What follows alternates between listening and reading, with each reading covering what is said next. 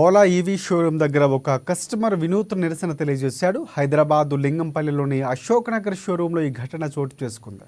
Ola electric vehicle battery range ఒక్కసారిగా పడిపోవడంతో నెల క్రితం షోరూంలో వాహనాన్ని ఇచ్చినట్లు కస్టమర్ తెలిపాడు.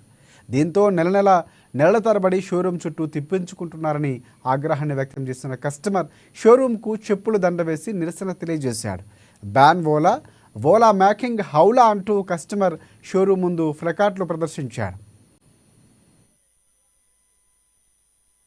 దీపావళి అయిపోయింది, మళ్ళీ దసరా అయిపోయింది, సంక్రాంతి వచ్చింది, వాళ్ళు సంక్రాంతి చేసుకున్నారు, దసరా చేసుకున్నారు, అన్ని సేల్స్ చేసుకున్నారు. ఏం వెహికల్?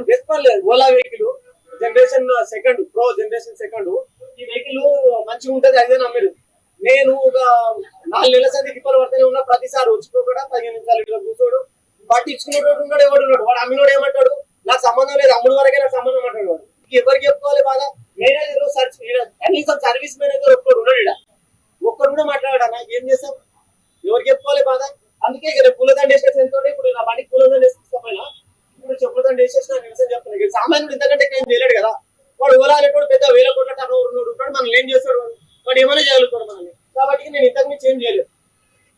నా నిరసన ఇట్లా చెప్పుకున్నా. వాడు అంటాడు ఏం చేస్తావు చేసుకో.